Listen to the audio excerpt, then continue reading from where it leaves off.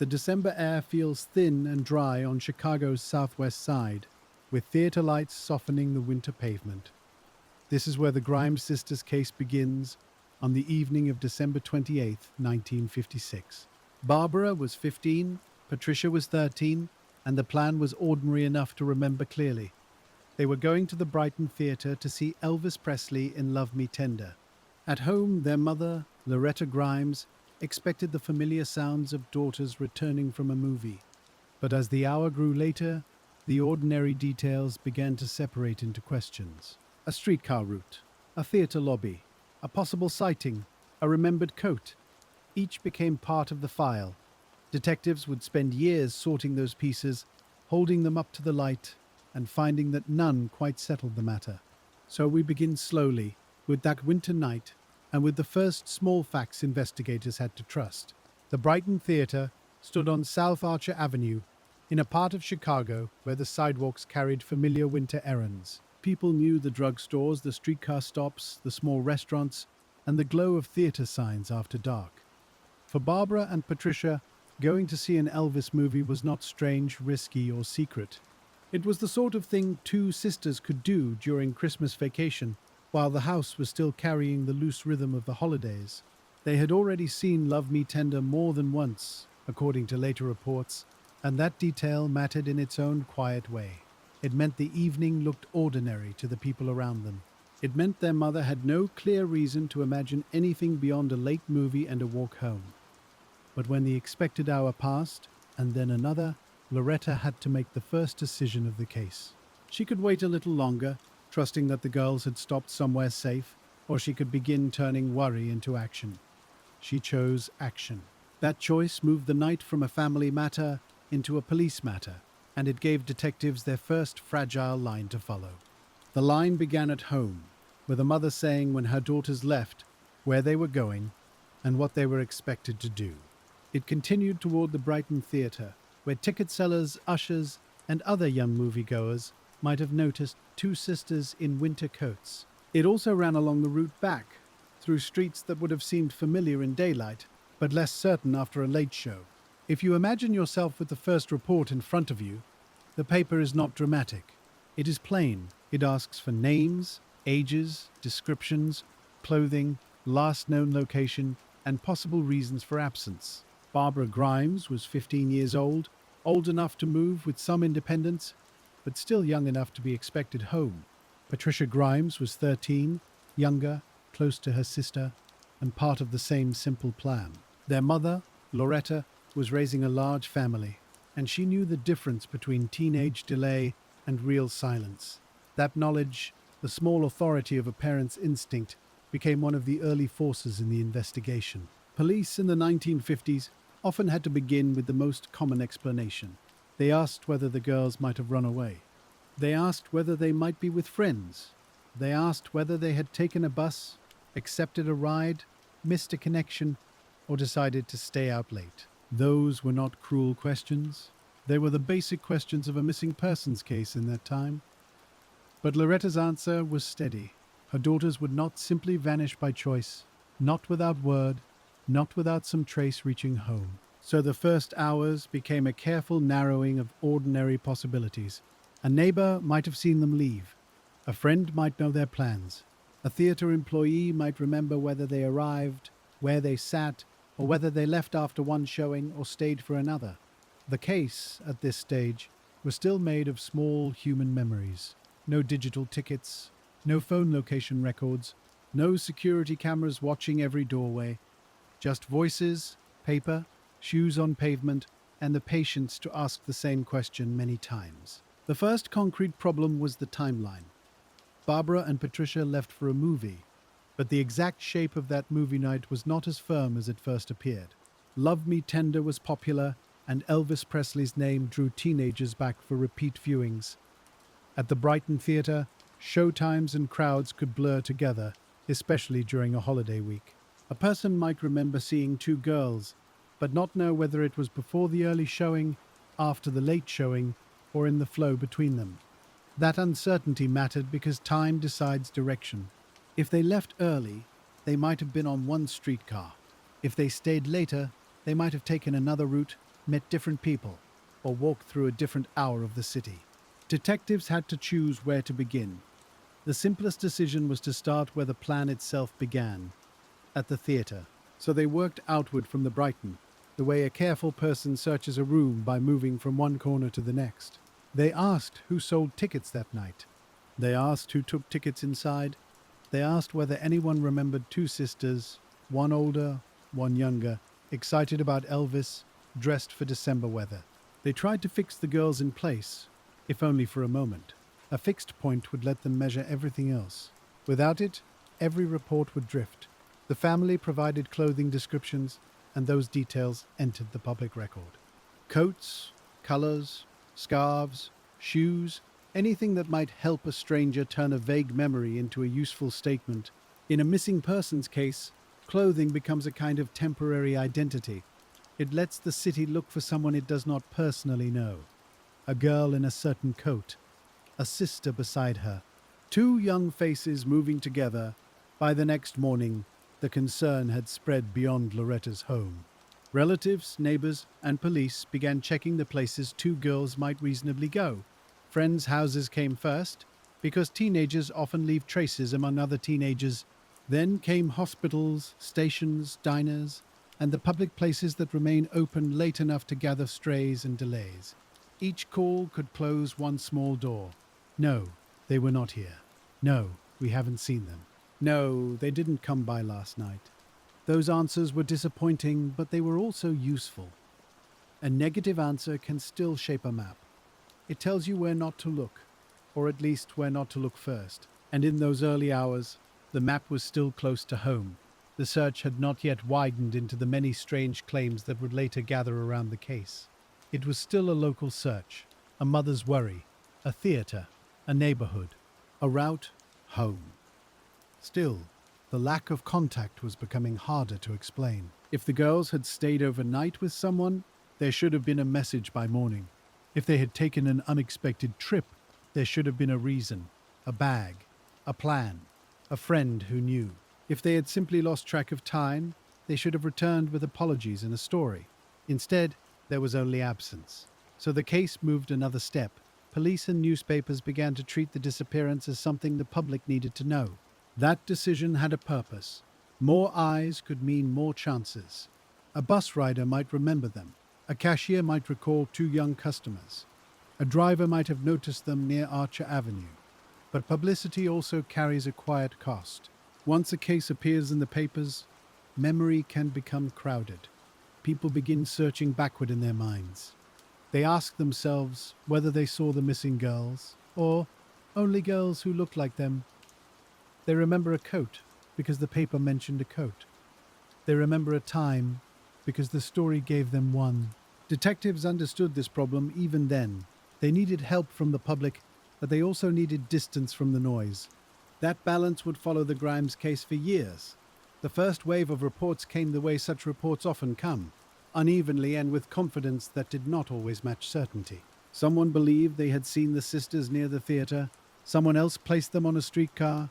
Another person thought they had seen the girls in a restaurant. Each account had to be written down, compared, and tested against time. If one witness said the girls were leaving the Brighton at a particular hour, detectives had to ask whether that hour matched a scheduled showing. If another placed them on public transit, detectives had to ask which route, which direction, and whether the clothing matched.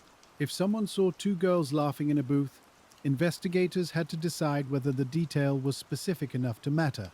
This was patient work. It did not look like a sudden breakthrough. It looked like phone calls, notebooks, and officers returning to the same corner more than once. You can picture a detective standing outside the Brighton Theatre in winter light, looking up and down Archer Avenue. The street is not offering an answer. It is only offering directions. One way toward home. Another toward busier intersections. Another toward the places where a passing car could disappear into the city. A good investigator does not force the street to speak. He waits. He asks, he writes down what can be known. And then he returns to what remains uncertain. At home, Loretta Grimes kept insisting on the same point. Her daughters had not run away. This was not simply a refusal to accept a painful idea. It was information. A mother knows patterns. She knows which child is impulsive, which one is cautious, which one would call, which one would leave a note. She knows whether Christmas vacation has felt normal, whether money is missing, whether clothing has been packed, whether secrets have been forming in the house. Loretta's certainty did not solve the case, but it shaped the way many people understood it. It made the runaway theory less comfortable. It kept attention on the possibility that something had happened after the girls left the theater or after they began the journey home. For detectives, this meant a wider responsibility. They could not rely on the soft assumption that two teenagers would return when they were ready. They had to treat each hour as meaningful. They had to ask what kind of event could interrupt an ordinary walk home so completely. But the answer was still not visible. There was no confirmed last conversation, no single witness who could say with calm certainty that they saw Barbara and Patricia at an exact minute in an exact place. Only pieces, and pieces can be honest without being complete. That is one of the hardest lessons in old case files. A witness can tell the truth as they remember it and still not carry the case forward. A person can be sincere and mistaken at the same time. A city can try to help and still make the timeline harder to see. As the search entered its second day, the police had to decide how far to widen the circle. Too narrow, and they might miss the girls if they had traveled beyond the neighborhood. Too wide, and the investigation could drown in untested reports. They chose to widen it. The case began moving through Chicago by telephone, by patrol car, by newspaper ink, and by word of mouth. Transit routes were checked because the girls may have taken public transportation. Theaters were checked because Elvis fans sometimes moved from one showing to another. Restaurants and diners were checked because young people might stop for food after a movie. Hospitals were checked because every missing persons case carries the practical fear of injury, confusion, or a name not yet connected to a family. Police also asked about friends and acquaintances. Who had seen Barbara recently? Who had spoken with Patricia? Had either girl mentioned a party, a meeting, a plan, a stranger, a car, or a reason not to go straight home? Each question was small. Together they formed the first broad net. But nets catch many things. By the end of those early days, investigators were not only looking for two missing sisters, they were also sorting the difference between sighting, rumor, assumption, and hope. The newspapers gave the sisters names to the city. Barbara and Patricia Grimes became familiar to people who had never met them. Their ages were repeated. Their love of Elvis was repeated. Their trip to the Brighton theater was repeated. Those details helped people remember, or think they remembered. Someone might glance at a photograph and feel a click of recognition. Maybe it was them on a bus. Maybe it was them walking near a corner. Maybe it was them seen with someone else. Detectives had to receive these accounts with care. To dismiss them too quickly would be careless. To believe them too quickly would be dangerous. So they made lists. They sorted reports by time. They sorted them by place. They looked at whether the witness had known the girls personally or had only seen their pictures after the disappearance. They asked whether a claimed sighting could fit the known movie schedule. They asked whether the route made sense for two girls trying to get home. This is where the case began to stretch. Not because one dramatic clue appeared, but because too many possible paths opened at once. One path kept the sisters near the Brighton. Another put them on public transit. Another carried them into restaurants, streets and neighborhoods farther from home. Each path required work. Each path required a person to check it, not once, but steadily. If you are the one reviewing the file tonight, you have to make the same choice the detectives made. You can begin with the cleanest version of events, or you can allow the messier version to remain on the table. The clean version says the girls went to the movie, left afterward, and disappeared on the way home. It is simple. It is direct. It gives the investigation a shape, but the messy version is harder to ignore. Maybe they stayed for a later showing. Maybe someone saw them after the first showing, but before the second. Maybe a witness who seemed uncertain had actually noticed something important. Maybe a confident witness had folded newspaper details into memory. So you keep both versions nearby. You do not choose too soon. That patience is not weakness. It is discipline. In cold cases, the answer often hides behind an early assumption that became too solid. Detectives in the Grimes case could not afford that. The first days after the disappearance were not a search for a hidden answer, so much as a search for the most basic shape of the evening. A missing persons case needs a shape before it can move with confidence. It needs a beginning, a middle, and some reliable point near the end. For Barbara and Patricia, the beginning was clear enough. They left home on the evening of the 28th of December, 1956, heading toward the Brighton Theatre. The middle was less clear. They went to see Love Me Tender, a movie they had been eager to see again, in a theatre filled with other young people doing the same ordinary thing. But the end of the evening, the part that mattered most, would not settle into one firm line. Detectives began by checking the route between home and the theatre. This was the practical work of police in the 1950s. You went to the places people used. You spoke with conductors, drivers, clerks, ushers, and neighbors. You asked about times, faces, coats, shoes, speech, and direction. You asked whether two girls seemed happy, worried, hurried, or simply like two sisters on a winter night. Then you wrote it down, and when the next report came in, you compared it with the first. The Brighton Theatre sat along South Archer Avenue, and Archer Avenue mattered because it offered movement. It carried streetcars, buses, cars, and pedestrians through a working part of the city. A person could leave the theatre and remain very close to home. A person could also be carried farther away without making one dramatic decision. One transfer, one ride, one mistaken step, and the geography begins to widen. That was why transit routes became so important. A bus was not just a bus. It was a possible timeline moving on a schedule, with witnesses who might remember two girls sitting together in winter coats. Some accounts placed Barbara and Patricia on public transportation after the movie. Those accounts had to be handled carefully because buses and streetcars collect brief memories. A passenger might look up, notice two girls, and look away again. A driver might remember a fare, but not a face. A person might say, "Yes, I saw them," and mean, "I saw someone who resembled the photograph in the newspaper." Detectives could not treat every sighting as equal. They had to ask the same quiet questions. Where were you standing? What time was it? What were the girls wearing? Were they alone? Did you know them before the newspapers printed their pictures? Did anything make them stand out? A reported sighting becomes stronger when it contains details that were not already public. A coat color may help if the witness gave it before the papers did. A small habit may help if it comes from someone who knew the girls. A precise location may help if it fits with travel time from the theater. But many sightings in this case arrived after the public already knew the sisters' names. That did not make them false. It only made them harder to weigh. Memory is not a sealed envelope. It lets things in. It lets newspaper photographs, conversations, worries and hopes drift across the surface. So the detectives had to keep reading and keep separating. A report that seemed unlikely still had to be checked if it could not be dismissed. A report that sounded confident still had to be tested if it did not fit the clock. That is one of the slow burdens of investigation. The work is not only finding what is true, it is also deciding, with care, how much weight each uncertain thing should carry.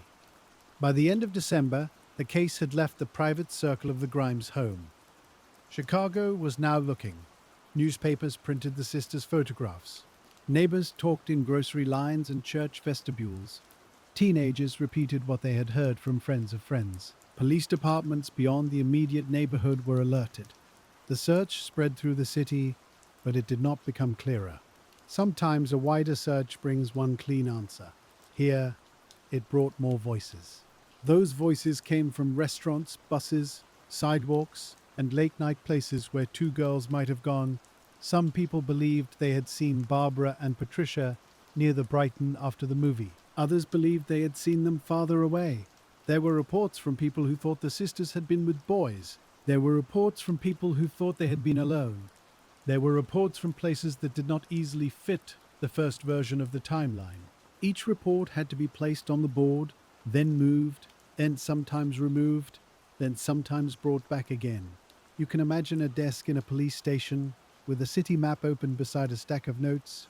One note says theater, one says bus, one says restaurant, one says seen walking, one says possibly with two young men, one says not sure. The map begins to fill, but not in a way that points. It feels like snowfall, soft and uneven, covering the lines underneath. A detective studies it and waits for a pattern that does not yet appear. In those first days, officers checked locations where runaway teenagers might be found. They did this even while Loretta Grimes insisted the idea was wrong. This was not because they ignored her. It was because procedure required ordinary explanations to be tested. A missing child could be with friends. A teenager could be afraid to come home after breaking a rule. Two sisters could have left the theater and made a plan that no adult knew. All of this had to be considered. But each passing day made the runaway idea feel less steady. No belongings had vanished in a way that suggested preparation. No message came back. No friend produced a secret plan. No familiar doorway opened and said, "Yes, they are here." Loretta's insistence remained a fixed point. She did not describe her daughters as girls who would allow their family to suffer without contact. She knew their habits. She knew their closeness to home. She knew that even if they had made a mistake, they would have found a way to send word. In a case file, that kind of knowledge can look soft. It is not a lab report. It is not a photograph. But it is still information. It comes from years of breakfast tables, school mornings, shared rooms, and small family routines. Detectives had to hold that too. They had to hold the formal possibilities and the mother's knowledge at the same time. Neither one could be allowed to erase the other too soon. That was the careful middle ground, and it was not comfortable. The public nature of the case also changed how people behaved. When two missing girls become known across a city, strangers begin to participate in the search. Some do it by calling police. Some do it by watching sidewalks more closely. Some do it by remembering every pair of young girls they saw that week. And some, sadly, bring stories that are not useful. Not always because they mean harm. Often because attention bends memory. A person may have seen two girls before the newspaper story. Later, after seeing the photographs, the person connects the memory to the missing sisters. The connection feels sincere. The person calls police wanting to help. But when detectives ask for the time, the clothing, the direction, and the exact words spoken, the memory begins to loosen. It is still worth recording, but it may not be safe to build on. This is why investigators often return to the question of the last reliable sighting. Not the most interesting sighting, not the most repeated one, the most reliable one. For Barbara and Patricia, that question remained difficult from the beginning. There were people who placed them inside or near the Brighton theatre. There were claims that they were seen after one showing. There were claims that they may have stayed for another. There were later reports that seemed to move them away from the theatre altogether. The problem was not that no one remembered them. The problem was that too many people seemed to remember them in ways that did not line up. If the sisters left the Brighton shortly after the showing they planned to attend, then the window narrows. Investigators could focus on a route home, a short period of time, and a limited group of possible witnesses. But if they stayed later, then another hour enters the file. The streets change after another hour. The buses carry different passengers. The people outside the theatre are no longer the same people. Even the mood of a neighborhood can shift as shops close and crowds thin. A single added hour can make a case feel like a different case.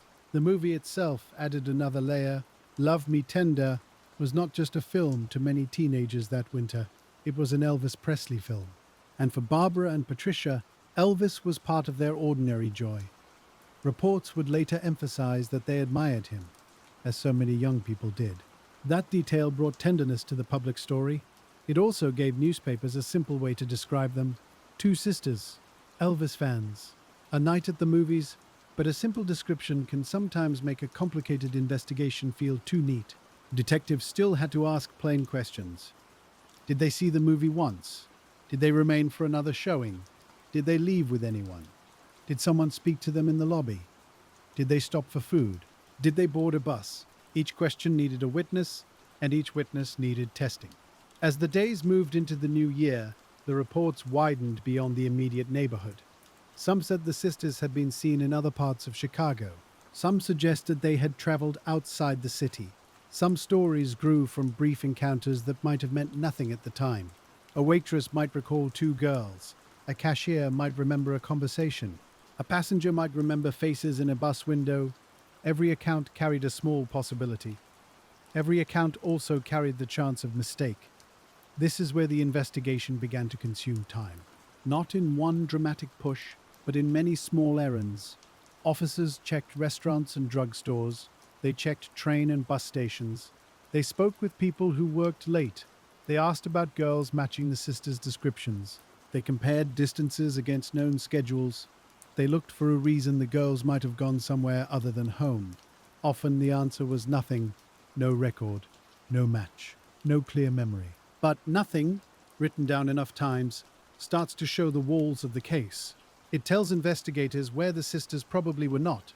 And sometimes, that is all a file can offer for a while. Newspaper coverage continued to keep the case alive. It carried the sisters' photographs into homes that had never heard the Grimes name before. It asked readers to think back. It invited the city to become a field of possible witnesses. That publicity was necessary, but it also created pressure. When a case is printed day after day, people expect movement. They expect the next edition to bring a clearer answer than the last. Detectives do not get to work at the speed of expectation. They work at the speed of confirmation. Confirmation was hard. A report might seem promising in the morning and weaker by afternoon. A person might give a time that did not match the bus schedule. Another might describe clothing that differed from what the family reported. Someone else might claim a conversation that no one nearby could support. Detectives had to disappoint themselves over and over. They had to let go of leads that had briefly looked useful. This is a quieter kind of loss, but investigators know it well. A lead fades, and with it fades one possible answer. Then the desk is still there. The map is still there. The family is still waiting. Loretta Grimes waited under a kind of public light that no parent would ask for. Her home became part of a city conversation. Her daughters' names were spoken by strangers. Reporters wanted statements. Police wanted details. Neighbors wanted news. And beneath all of that, there was the simpler fact of a mother listening for a door that did not open. Her certainty mattered because it kept the case from drifting too easily into convenience. If two teenagers were labeled runaways, the public might relax. The urgency might soften. The file might move more slowly. Loretta resisted that softening. She kept saying, in effect, look again. There were practical reasons investigators could not ignore her. The sisters were young. Patricia was only 13. They had left for a specific local errand. They had not been gone long enough at first for a planned departure to make sense. Then, as the days passed, the absence of contact became even more significant. If they were safe somewhere, why no word? If they were hiding, why no trace? If they had traveled, how had they done it without money, luggage, or a clear plan? These questions did not prove what happened. They only made some explanations harder to hold. The search also depended on how people understood teenage life in 1956. There were fewer ways to communicate quickly. A phone call required access to a telephone. A message traveled through people, homes, workplaces, and payphones.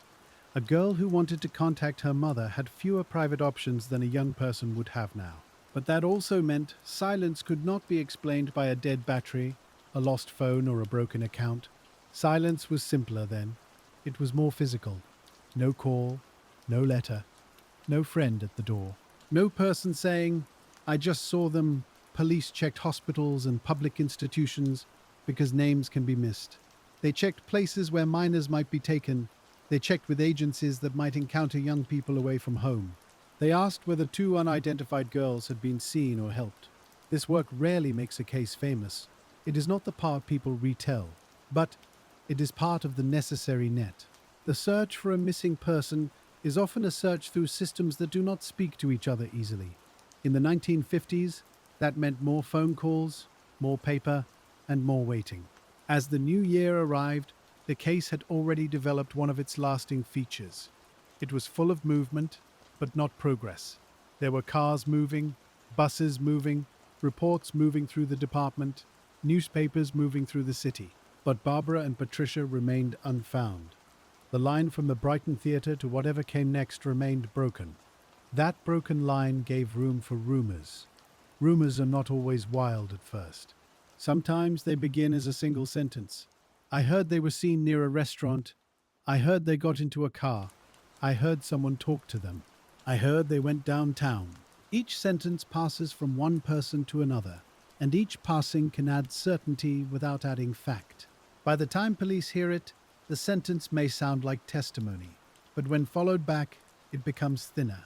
Detectives had to spend time on these rumors because one of them might have started as truth. That is the difficulty. You cannot ignore everything that comes without structure.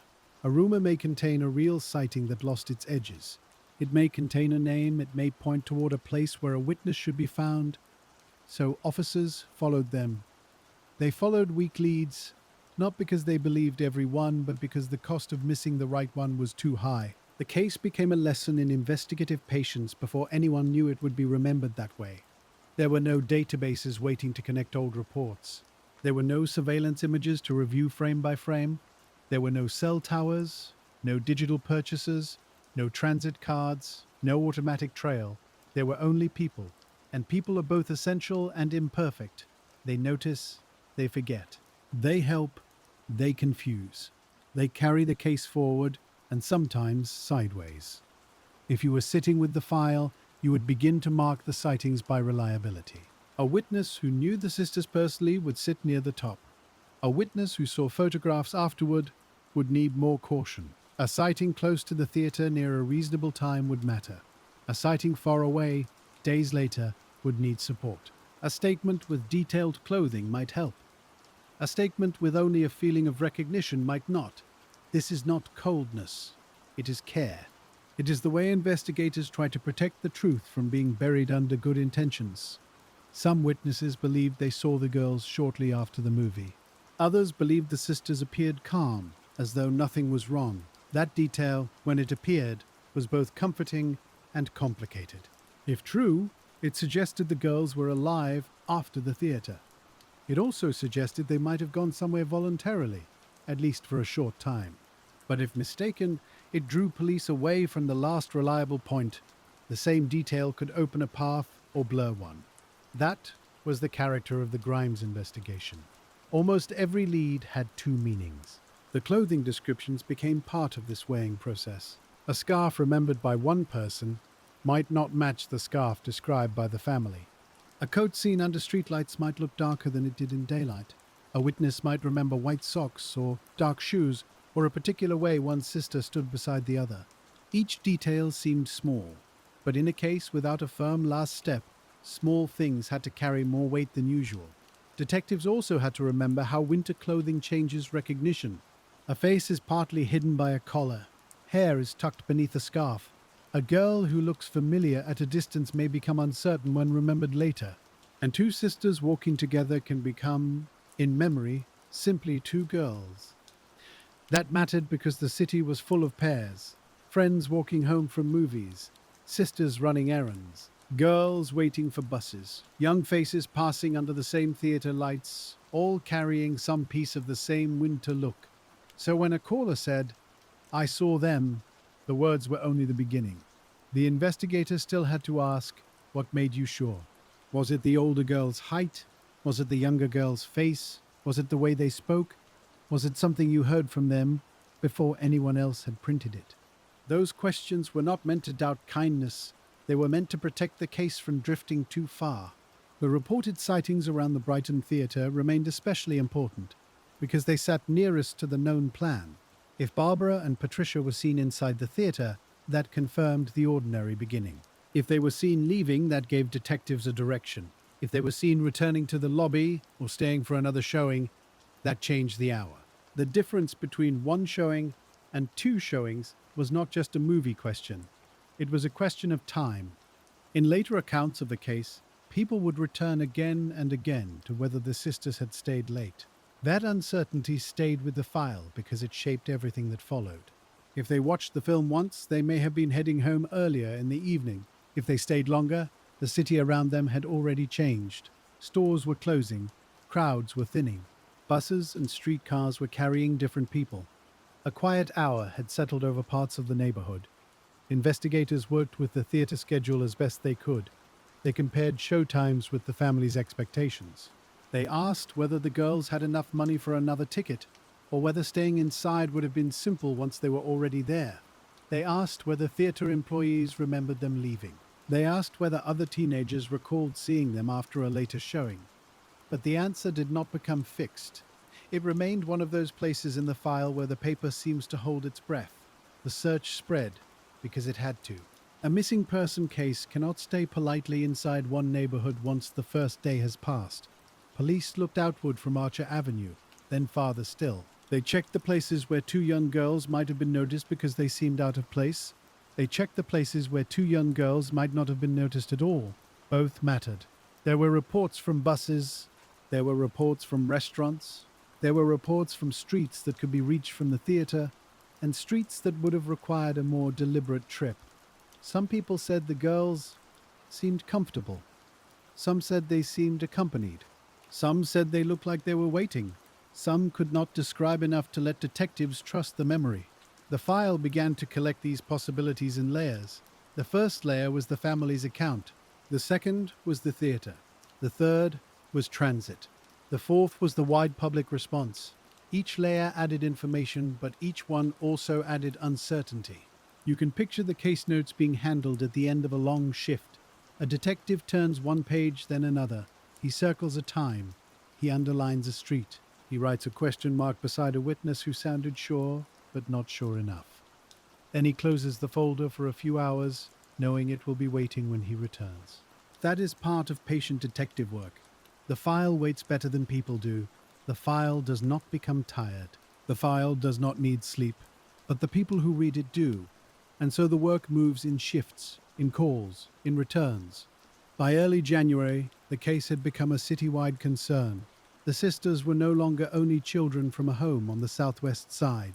They were names printed in columns, photographs remembered over breakfast, faces seen by strangers on newsprint. Chicago had been asked to look for them, and Chicago answered with noise, care, guesses, and fragments. Some leads were checked quickly and set aside. Others took longer because they involved travel, different police districts, or witnesses who had to be found again. A person might call from a neighborhood far from the Brighton and say two girls had come into a shop. An officer then had to find the shop, speak to the caller, ask about the date, and test whether the story could fit. If it could not fit, it still had to be written down. A failed lead is still part of the record. The work could feel circular. The sisters went to the Brighton. A witness thought they left. Another thought they stayed. A bus driver thought he saw them. A waitress thought she served them.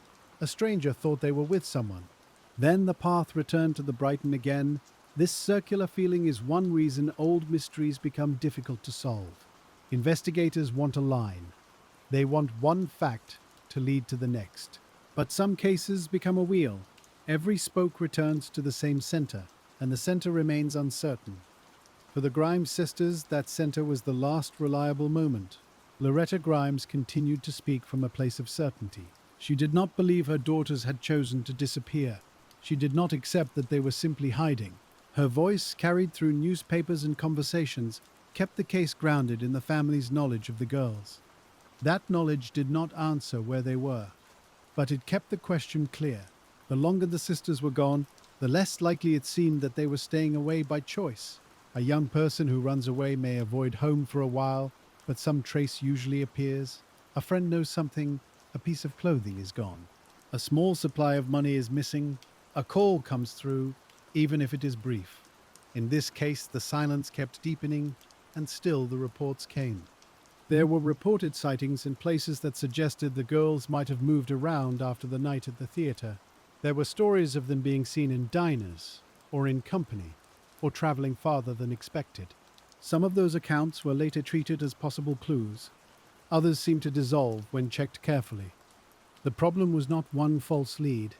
The problem was too many leads that could not be proven either false or true. This is the place where a case begins to ask something difficult of investigators. It asks them to be open without being gullible. It asks them to be skeptical without becoming dismissive. It asks them to keep working even when the reward for a day's work is only a narrower form of uncertainty.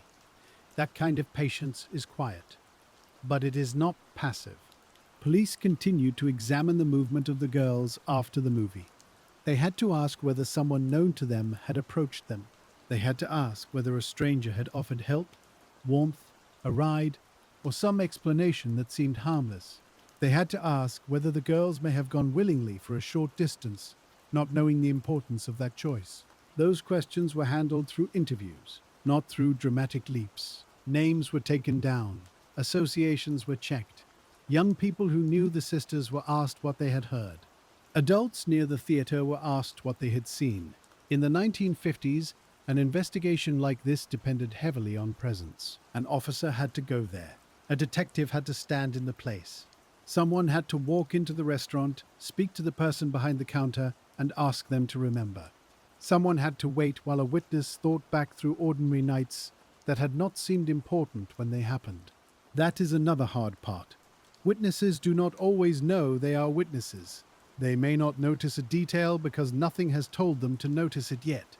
Only afterward does the evening become important. Only afterward does the mind return to a face, a coat, a pair of girls leaving a theater, and by then, memory has already begun to change. The case became full of these afterthoughts. Maybe I saw them. I think it was that night. I remember two girls. I remember one of them laughing. I remember a young man nearby. I remember a car. I remember a bus. Each sentence might contain something real. Each sentence also might belong to another night. Detectives had to keep asking for anchors. An anchor might be a receipt. An anchor might be a movie schedule. An anchor might be a work shift, a bus timetable, a closing time, a weather condition, or another person who could confirm the same moment. Without an anchor, a memory could float. And floating memories are dangerous to a timeline. The weather itself became part of the background of the case. Chicago in late December and early January is not gentle, even when a day is not bitter. Cold air changes how people move. It makes them hurry. It makes them seek buses, doorways, warm shops, and rides. It also affects what witnesses notice. A person crossing a sidewalk in winter may keep their head down. A driver may see only a blur through glass. A girl's face may be lost behind a collar and breath in the air. Weather also shaped the family's fear. If the sisters were outside, where were they keeping warm? If they were moving from place to place, who was helping them? If they were safe, why had no one recognized them clearly enough to bring them home? These were practical questions, not dramatic ones. They were the questions cold weather forces into a missing persons search. The newspapers continued printing possible developments. A new sighting would bring hope. A correction would bring disappointment. A theory would appear, then weaken. The public followed the case, but the file itself remained stubborn. It would not settle. In a calmer world, every report could be checked in silence. But investigators were working under attention. When a case becomes widely known, the pressure for a result can become its own weather. It presses on detectives, it presses on families, it presses on officials who know the city wants an answer. Pressure can be useful when it brings resources. It can keep a search alive. It can make people look again. But pressure can also make a weak lead seem stronger than it is. It can make a confession feel like relief. It can make a theory attractive because it closes the space where uncertainty has been living. For the Grimes case, uncertainty would not close easily. As the days passed, investigators were still left with a difficult possibility. The girls may have been seen after the theater, but no one had truly held them in place. No witness, no record, no object created a firm path through the missing weeks. There were only glimpses, and glimpses are not enough to build a case alone. Then January moved forward. The holiday feeling faded out of the city. Schools resumed their patterns. Families returned to regular schedules. But the Grimes household remained suspended in the night of the 28th of December. For Loretta, time had not moved normally. It had stretched. Every day without word made the first night larger. Every phone call carried a possibility. Every knock might have been news. And every report that faded left the family waiting again. That waiting is one of the most human parts of any old case file. The paper shows dates and statements, but behind the paper, someone is living through each date slowly. On the 22nd of January, 1957, the case changed. It changed not through a solved lead, and not through a witness finally becoming certain. It changed because the search reached a quiet roadside area outside the city's usual rhythm. The place was near German Church Road and County Line Road, in the Willow Springs area. The detail, often repeated in accounts, is that a passerby noticed something that seemed wrong in the winter landscape. The area was not the kind of crowded city street where two girls could vanish among people. It was open and colder in feeling, a roadside, a rural edge, a place where city noise seemed farther away. Police were called. Officials came to the scene. The search for Barbara and Patricia became, in that hour, a different kind of investigation. There is no gentle way to say that shift, but it can be said with care. The sisters had been found. The work now became quieter and more exact. Investigators had to preserve what they could. They had to look at the ground, the position of objects, the surrounding roads, the weather, and the signs of how the sisters came to be there. They had to think about time. They had to think about movement. They had to think about what the scene could tell them and what it could never tell them. A discovery like this changes every earlier report. It does not automatically erase the sightings. It does not automatically confirm them. It forces detectives to carry them back to the table and look again. If the sisters had been missing since the 28th of December, where had they been?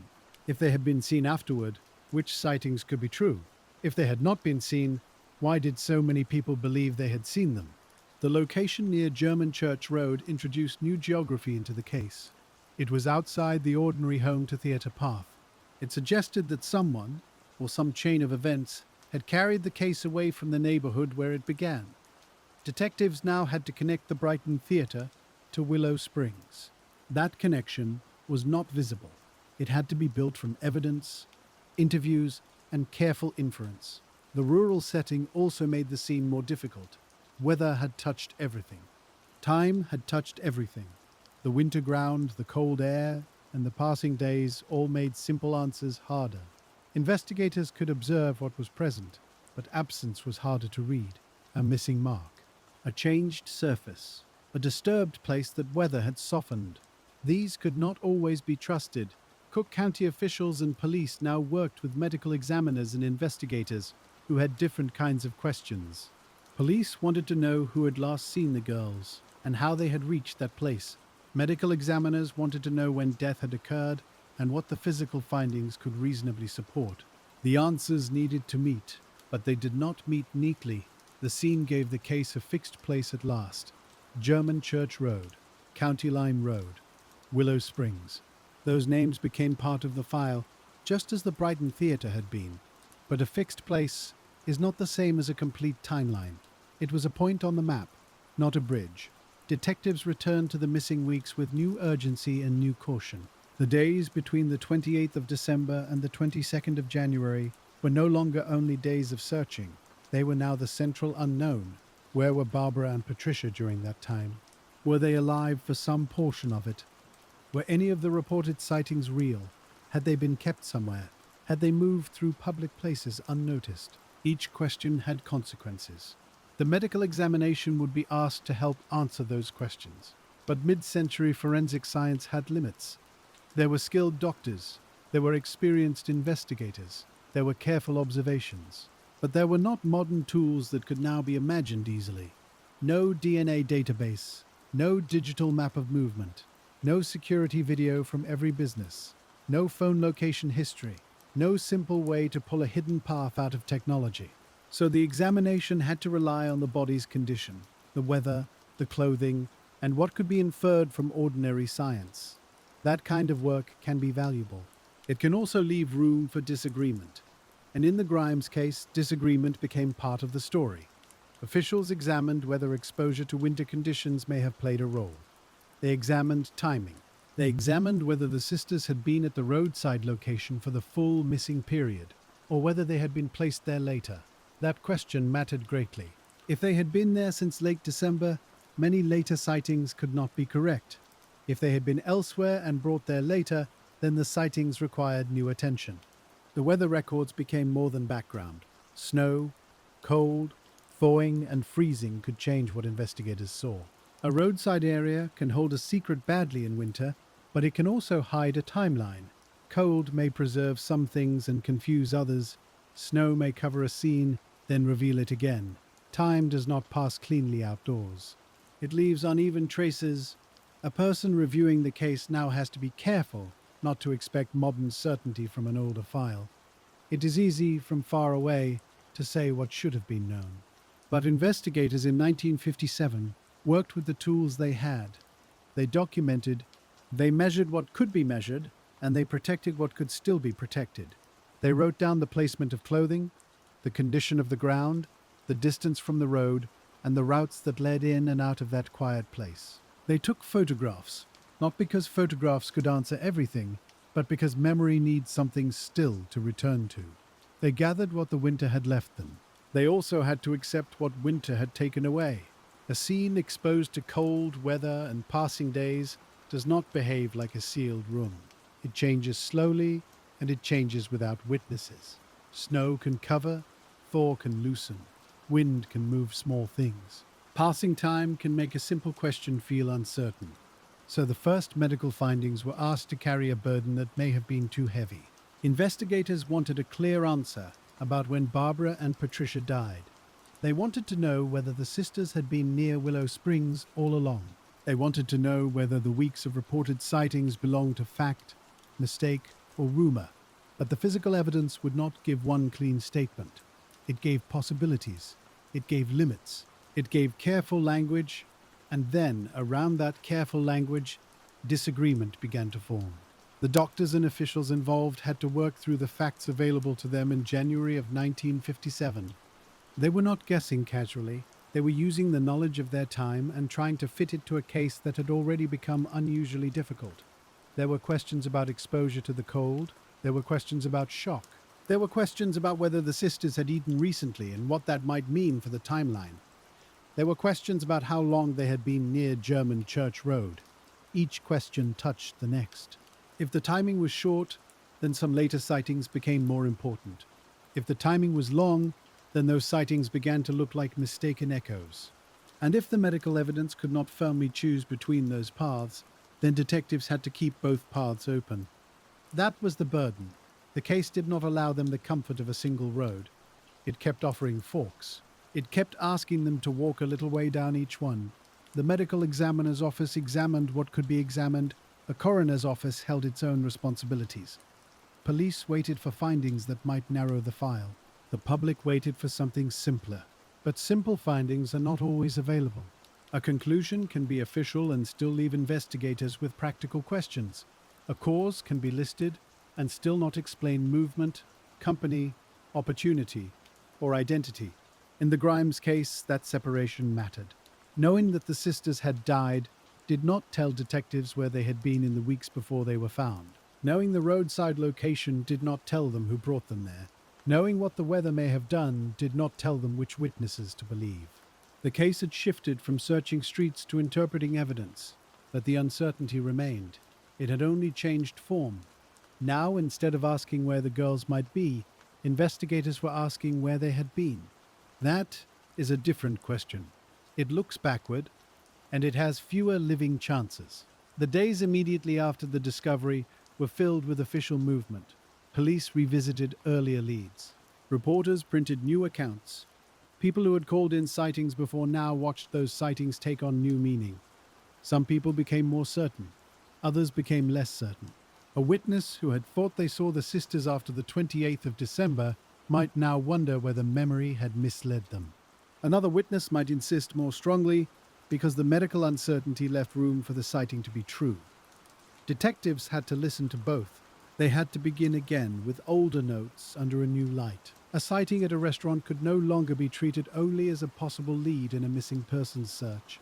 It became a possible clue to survival after the theatre. A report from a bus could no longer be only a path home. It might be a path away. A claim that the girls had been seen with men or boys or strangers had to be tested with more seriousness but also more caution. The discovery did not simplify the file. It made every earlier uncertainty heavier. The question of whether Barbara and Patricia remained alive for some time after leaving the Brighton became one of the central concerns. It mattered to the timeline. It mattered to the search for witnesses. It mattered to any suspect's statement. And it mattered deeply to the family because it changed the imagined shape of the missing weeks. Those weeks had already been painful. Now they became a blank space that everyone wanted to fill, and no one could fill safely. A blank space invites stories. It invites fear. It invites invention. It invites people to place names into it. Detectives had to resist the urge to fill it too quickly. They had to keep returning to the material facts: the Brighton theatre, the expected route home, the unconfirmed sightings, the discovery near German Church Road, the medical uncertainty, the clothing and personal items, the weather, the clock, the map. Each one was real. None of them alone solved the case. This is where older investigations often become most human. There is no machine to ask. There is no hidden recording waiting to be enhanced. There is only the next person to interview, the next detail to compare, the next contradiction to understand. A detective might sit with two reports that cannot both be true. He cannot throw one away merely because it is inconvenient. He cannot accept one merely because it fits. He has to ask which report has support. He has to ask whether both could be partly wrong.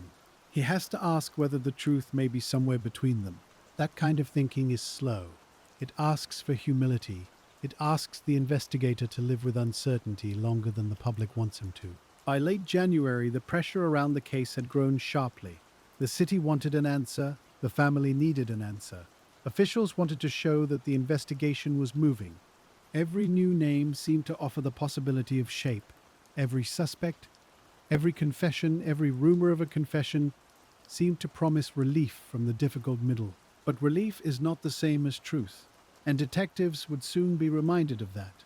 One of the most visible names to enter the case was Edward Bedwell, often called Benny Bedwell in newspaper accounts. He was a young man from the rougher edges of the city, a drifter in some descriptions, a dishwasher in others, someone whose life was already visible to police in ways that made him easier to notice.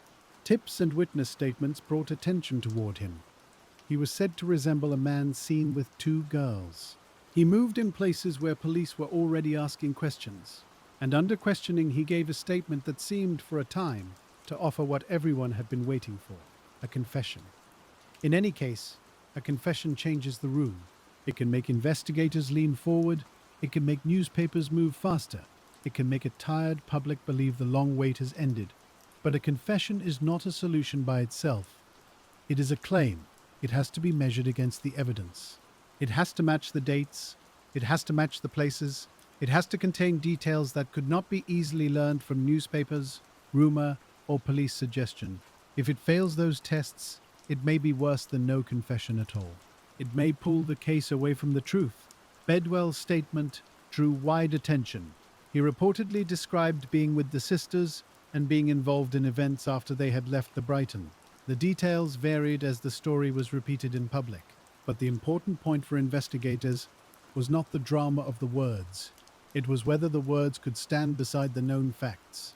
So they began testing. They looked at the location he described. They looked at the dates. They looked at the medical evidence. They looked at whether the sisters could have been alive at the time his story required. They looked at witness statements that might place Bedwell with girls resembling Barbara and Patricia. They looked at food, timing, weather, and movement. Each comparison mattered. A confession that sounds full can become empty when placed beside the timeline. A person can know a case from the newspapers.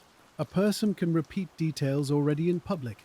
A person can confess under pressure, confusion, fear, attention, or a desire to be important. This does not mean every false confession is simple. It means investigators have to be careful. They cannot accept a statement just because it gives them an ending. In Bedwell's case, serious problems appeared. Some details did not fit cleanly with what doctors believed. Some details did not fit the location evidence. Some details seemed inconsistent with the sisters' known movements. And when a confession begins to conflict with the strongest physical facts, the confession weakens. That can be hard for a city to accept. A confession feels like a door opening. When it fails, the door closes again, and the hallway beyond it seems darker than before. But detectives had to let the weak parts show. They had to ask whether Bedwell knew anything only the responsible person would know. They had to ask whether his statement had been shaped by what everyone already knew. They had to ask whether the desire for an answer had made a fragile lead look solid. This is patient detective work at its most difficult. It requires letting go of a solution that others may already have accepted. It requires saying, "This is not enough." It requires returning to uncertainty even when uncertainty feels like failure. Bedwell later recanted. His confession, already troubled, became even harder to use. Officials could not build a sound case on a statement that did not hold against the evidence. The investigation did not end with him. It moved around him, through him, and then beyond him. That movement mattered. It showed that detectives could still test a lead, even a highly public one, without allowing it to become the whole case. But the damage of a failing confession is not only legal, it affects the emotional landscape. For the family, a confession may briefly suggest that the unknown is ending. Then, when it fails, the unknown returns. For detectives, it means more time lost to a path that did not hold. For the public, it creates confusion. Some people continue to believe the confession, others reject it. The case splits into stories, and once a case splits, it can be very hard to bring everyone back to the same file. The Grimes case began to carry that burden too. There were those who thought Bedwell remained important. There were those who thought he had been a distraction. There were those who trusted the medical objections. There were those who felt the police must know more than they could say. Each view found space in the absence of proof. Unsolved cases often become like that. Where evidence is silent, interpretation grows. Where the timeline breaks, theories enter. Where grief remains, certainty can become a form of comfort. But detectives cannot live only on comfort. They have to live on what can be shown. So the file returned to its earlier form. Names, times, maps, statements, medical notes, weather records, newspaper clippings, questions in margins. The work continued. Other persons of interest came and went. Some were brought in because someone had seen them near the girls. Some were examined because they had made remarks. Some were checked because they had histories that worried investigators. Some were tied to other cases, other fears, other patterns people thought they recognized. Each name had to be handled with care. A person of interest is not an answer. A suspect is not proof. A rumor about someone is not evidence. The police had to look, and then they had to decide whether the looking produced anything firm. Often, it did not. This is one reason the Grimes sisters' case stayed open in public memory. It did not lack activity. It lacked resolution. There were leads. There were interviews. There were public statements. There were forensic discussions. There were names. There were confessions and retractions. But there was no single durable chain from the Brighton Theatre to German Church Road, and from German Church Road to one responsible person. Without that chain, the case could not settle. The police could say what they believed. They could pursue the strongest possibilities. They could challenge weak statements. They could collect and compare. But belief is not the same as a prosecutable case. A careful investigator knows the difference. That difference can feel cruel. It means a detective may privately suspect someone but be unable to prove it. It means a family may hear names but not receive certainty. It means a file can grow thick without becoming complete. Bedwell's failing confession left investigators with a lesson that would echo through the rest of the case. Every statement had to be checked against the stubborn facts. Not the facts people wanted. Not the facts that made a clean story. The stubborn ones. The ones that sat there quietly refusing to move. The movie night. The uncertain departure. The missing weeks. The roadside discovery. The medical limits. The lack of a reliable witness who could place the sisters with a confirmed person at a confirmed time. Those facts made the case resistant to easy answers. They also made it resistant to closure. As winter continued, detectives had to keep moving through the city. They re-interviewed people. They compared statements made before the discovery with statements made after it. That distinction mattered. A witness who came forward before the sisters were found had less public information to absorb. A witness who came forward afterward might still be honest, but their memory had passed through a storm of news. Police had to ask when each person first spoke. They had to ask what information was already printed. They had to ask whether a detail was original or borrowed without the witness realizing it. This is a subtle kind of work. It is not about accusing witnesses of lying. It is about understanding how memory behaves. People remember in pieces. They patch missing parts without knowing they are patching them. They hear a description, and then the description becomes part of the image. They read about a scarf, and later they remember a scarf. They hear that the girls loved Elvis, and suddenly the girls they saw outside a theater feel more connected. The mind wants patterns. The detective has to slow the pattern down. In the Grimes case, one of the hardest patterns involved sightings after the 28th of December. If some of them were true, the sisters had survived beyond the night of the movie. If none of them were true, then the public search may have been chasing shadows for weeks. Neither possibility was easy. The first raised questions about where the girls had been and why no one helped them home. The second raised questions about how so many sincere people could be wrong.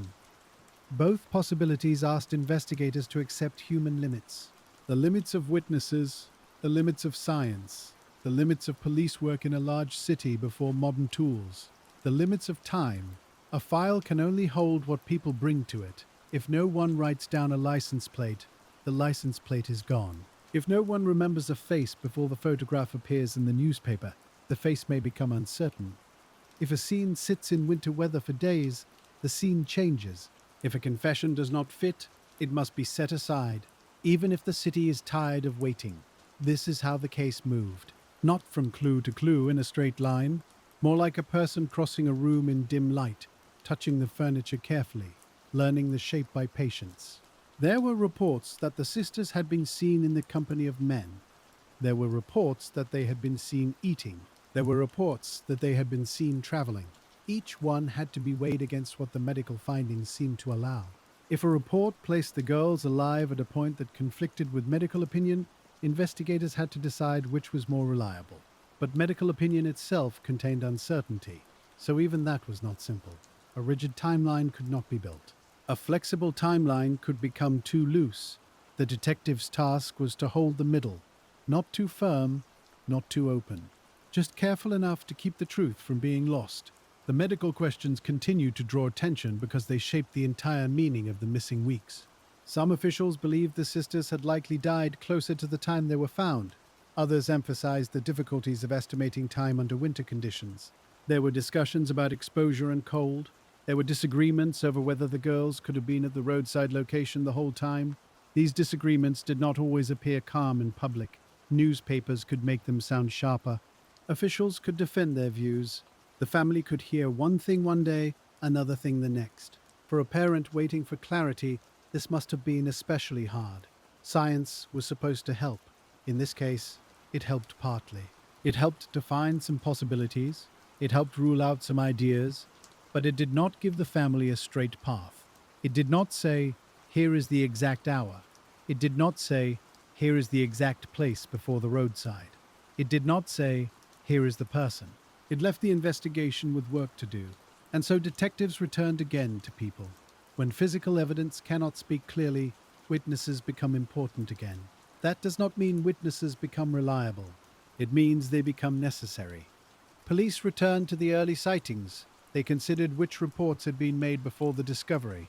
They looked at whether any person had described the sisters in a way that seemed independent. They asked whether the girls had been seen with the same person in more than one place. They asked whether any name appeared repeatedly. They asked whether one person's memory could be supported by another person's memory, without both being shaped by the same newspaper story. This is where a cold case begins, even before it is officially cold. The file starts to turn back on itself. The first interviews are no longer fresh action. They become material for comparison. A statement taken on the 2nd of January might be placed beside one taken after the 22nd. And the differences might matter. A witness who once said, "I think," might later say, "I know."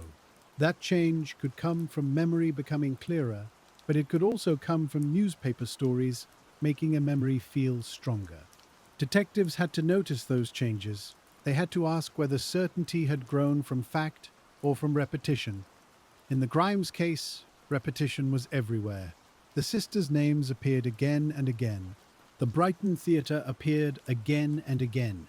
Love Me Tender appeared again and again, until the movie itself became a kind of landmark in the public mind.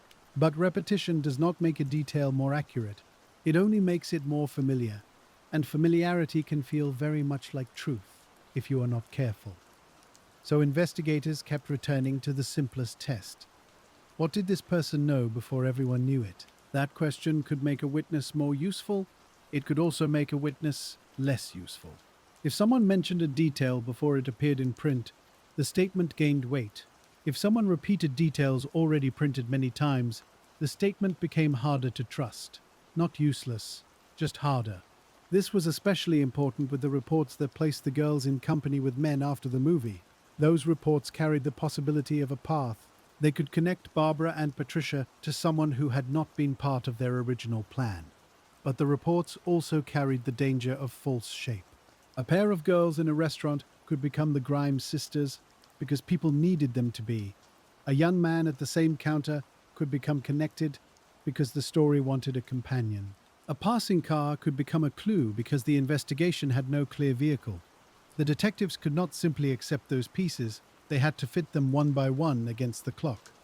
Edward Bedwell's statement sat inside this same problem. He had offered a story that seemed to explain movement, company, and the rural discovery. But the story needed to fit more than itself. It needed to fit the sisters' clothing. It needed to fit the places where they might have been seen. It needed to fit the medical opinions. It needed to fit the weather. It needed to fit the human likelihood of two young girls moving through unfamiliar places without sending word home. When investigators pressed on those points, the statement did not hold well enough. This did not mean every person who thought they had seen him was dishonest. It meant that recognition alone was not enough.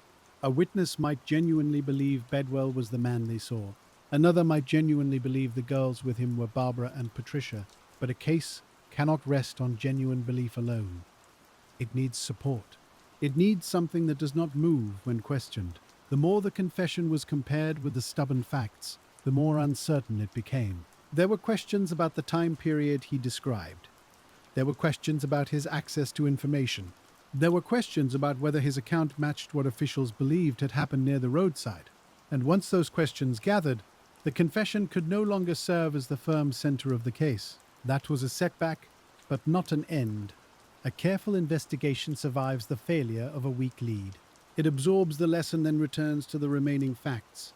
So the detectives moved on, still carrying Bedwell's name in the file, but no longer able to treat it as the answer. Other names followed. Some came from tipsters. Some came from people who had made claims. Some came from officers comparing the Grimes case with other troubling events around Chicago. A name could arrive because a man had been near the Brighton. A name could arrive because a man owned a car. A name could arrive because someone had seen two girls speaking with someone older. A name could arrive because someone's behavior had seemed strange after the discovery. Each name created work. Detectives had to locate the person. They had to ask where he had been on the 28th of December. They had to ask where he had been during the missing weeks. They had to ask who could confirm it. They had to ask whether he knew the sisters, knew the neighborhood, knew the theater, or knew the roads near Willow Springs. Then they had to write down the answer, even when the answer was ordinary. Most names did not become lasting suspects. That is true in many difficult cases. A person may look important for a day because one detail points towards him. Then the next detail points away. A time card appears. A family member confirms a location. A witness changes the description. A vehicle does not match. A claim falls apart under simple questioning. The file gets thicker, but the center stays empty. One name often mentioned in later accounts is Max Fleig, a young man who reportedly came under attention during the investigation. Some accounts say he made a statement or confession that later could not be used or did not hold. Because he was a minor, and because the circumstances around such statements were complicated, the matter did not become a clear legal solution. Like so many pieces in the Grimes case, it entered the file as a possible road, then faded into uncertainty. That pattern kept repeating. A name would rise. A name would be tested. A name would lose strength. There were also comparisons to men whose later crimes or suspected conduct made people wonder whether they might have been involved. This is common in cold cases. When a case remains unsolved, later investigators look at nearby histories. They ask whether someone known to have harmed young women had access to the area. They ask whether the geography overlaps. They ask whether the timing is possible. They ask whether the method, opportunity, and behavior align. But those comparisons are delicate. Similarity is not proof. A person can be dangerous and still not be responsible for this case. A person can live near a road and still have no connection to what happened there. A person can appear in rumors for decades without becoming evidence. Detectives had to treat such comparisons as leads, not answers. That distinction is small, but important. A lead asks to be checked. An answer asks to be proven. The Grimes file gathered many leads, and very few things that could be proven. This is one reason the case stayed open in such a particular way. It was not empty, it was crowded. It was crowded with voices, sightings, names, newspaper columns, medical opinions, and theories that seemed to explain part of the story, but not all of it. A crowded file can be harder than a bare one. In a bare file, investigators know what is missing. In a crowded file, investigators must find the signal inside the noise. They must decide which details are old facts, which are later additions, and which are only echoes of echoes. The Grimes case became a study in that kind of sorting. It asked detectives to decide whether the public had helped clarify the case, or unintentionally blurred it. The answer was likely both. Public attention brought reports that might otherwise never have reached police. It also brought pressure, rumor, and people who thought they remembered more than they did. The city looked for Barbara and Patricia. That mattered. But the city also made the case noisier. That mattered too. By early 1957, investigators were no longer working only with the original disappearance. They were working with the story the disappearance had become. That story had its own momentum. It moved through newspapers. It moved through neighborhoods. It moved through police stations and diners and family conversations. People repeated what they had read. People repeated what they had heard. People added small assumptions to fill the places where facts had not arrived. And once an assumption enters a public story, it can be very difficult to remove. Detectives had to keep asking where each claim began. Did it begin with a witness? Did it begin with a reporter? Did it begin with a rumor? Did it begin with a police question that accidentally suggested an answer? The origin mattered. A statement can look the same on paper, but its origin changes its value. If a witness independently said the girls were seen at a certain restaurant, that was one thing. If the witness said so after hearing that police were checking that restaurant, that was another. If several witnesses named the same place because all had read the same article, that did not create several independent confirmations. It created one public idea repeated several times. This was slow work. It required patience with language. It required detectives to pay attention not only to what people said, but to when they said it. And the when was sometimes the whole point. There is a quiet skill in reading an old report this way. You look at the date, you look at the wording. You look at whether the witness volunteered a detail or agreed to one. You look at whether the statement was written before or after a major newspaper story. You look at whether the witness had known the girls personally. Then you let the statement settle into its proper weight. Not too heavy, not too light, just what it can bear. The trouble was that the public wanted weight. People wanted a statement strong enough to carry the case. They wanted one witness to say, I saw them with this person, at this time, in this place, and I am certain. But certainty did not arrive in that form. Instead, detectives had to work with partial certainties. They had a mother certain her daughters did not run away. They had some witnesses certain they had seen the girls after the movie. They had doctors certain about some findings, but less certain about others. They had suspects whose stories seemed possible for a moment, then failed under pressure. Each partial certainty pointed somewhere, none pointed all the way. The family had to live with that. Loretta Grimes had already lived through the missing weeks. Now she had to live through the investigation after the discovery. Those are different kinds of waiting. The first waiting asks, where are they?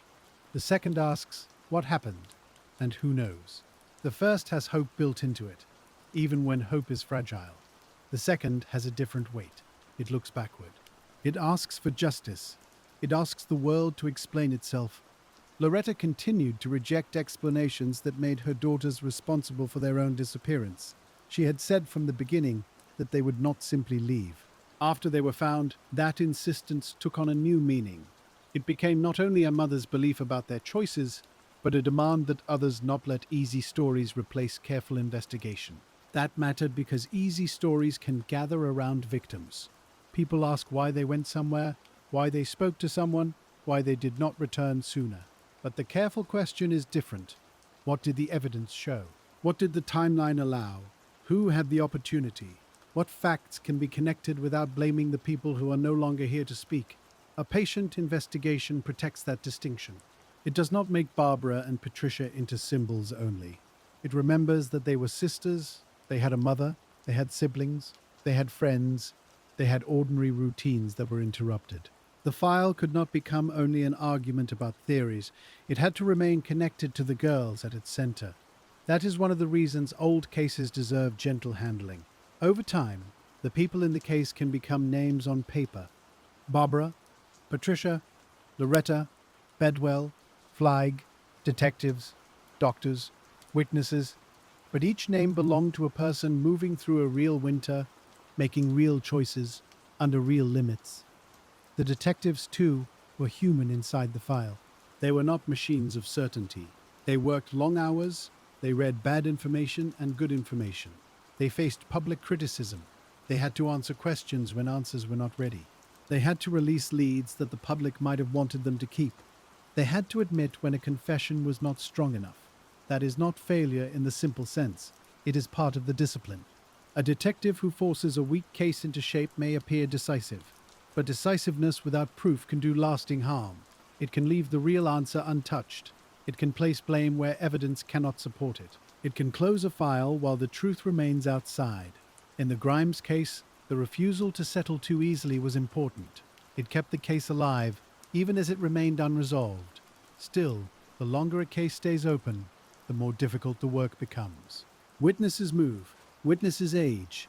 Memories harden around stories they have told many times. Records become scattered. Some reports are copied. Some are misplaced. Some survive only through newspaper references or the memory of someone who once read them. Evidence stored in one decade may not be preserved in a way that helps another. This was especially true for cases from the 1950s.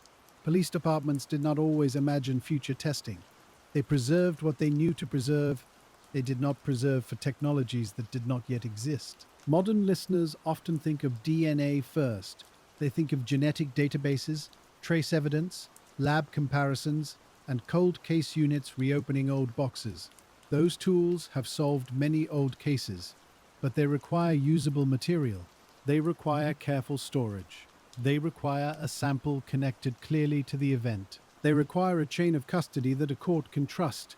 In the Grimes case, the age of the evidence, the outdoor scene, and the nature of the investigation made later scientific rescue difficult. That does not mean nothing could ever be learned. It means the file did not wait in perfect condition for the future. Very few old files do. They wait imperfectly. They wait in envelopes, boxes, cabinets, basements, archives and memories. They wait with typed reports, carbon copies, newspaper clippings, and photographs with fading backs. They wait with names that may no longer be easy to trace. They wait with unanswered questions written in the language of another time. As 1957 moved on, the Grimes case began to shift from immediate investigation into something longer. There were still active efforts, there were still interviews, there were still theories. But the first urgency had passed. The search had ended. The most visible confession had weakened. The medical disagreements had not resolved the timeline. The city's attention, like all public attention, began to move in waves. Some days the case was on the front page. Other days it was not. That is how cold cases often begin. Not with an official moment, not with someone closing a door and saying, "Now it is cold." They begin gradually. A lead is checked, then another, then another. No answer comes. The calls slow. The reporters move to other stories. The detectives continue, but with fewer fresh facts arriving. The file stays open, but the air around it changes. The Grimes sisters' case entered that quieter air. It remained known. It remained painful. It remained unsolved. But the daily machinery of the city could not stay fixed on one case forever. Schools continued. Buses ran. The Brighton Theatre kept showing films. Archer Avenue carried people home from work. Winter became spring. Still, for the Grimes family, the case did not become past. It remained present. A family does not experience an unsolved case as history. It experiences it as a question that wakes up each morning. Who knows? Who saw? Who has not spoken? What did police miss? What could still be found? Those questions can stay in a house for years. They can move through holidays. They can sit at kitchen tables.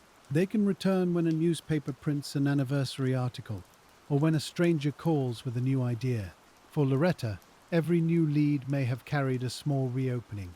Not necessarily hope in the simple sense, but the possibility that something hidden might finally be named. That possibility can be both helpful and cruel. It keeps attention alive. It also asks a family to revisit pain. Detectives knew this, or learned it. In long unsolved cases, family contact becomes part of the work. An officer may need to call with a question, not an answer. A retired detective may keep notes because he cannot let the case go. A new investigator may ask the family to repeat details already spoken many times. Each repetition matters. Each repetition costs something. This is part of the human patience of cold cases, not only the patience of police, but the patience of families who keep telling the truth as they know it. The truth Loretta held was simple. Her daughters went to a movie. They did not come home. They did not choose to vanish without her. Everything else remained contested. Theories formed around the case over time. Some focused on the theater, some focused on the possibility of a ride. Some focused on reported sightings after the movie. Some focused on Bedwell or other names. Some focused on the roadside location and the idea that the girls had been placed there close to the time they were found. Some focused on the opposite possibility, that the winter scene had hidden them longer than investigators believed. Each theory tried to make a line. Each line had gaps. A theory that began at the theater needed a credible person or event to move the girls away. A theory that accepted later sightings needed to explain why the sisters did not contact home. A theory that placed them near Willow Springs early needed to explain medical uncertainty and the sightings. A theory built around a suspect needed evidence connecting that suspect to the girls, not merely to the city. This is why the case resisted closure. It was not because no one could imagine an answer. Many answers could be imagined. The problem was showing one. The file allowed possibilities, but it did not select one with enough force. That is a different kind of mystery than one with no clues at all. It is a mystery of insufficient connection. A chain is only as strong as the links that can be proven. The Grimes case had links that floated near each other.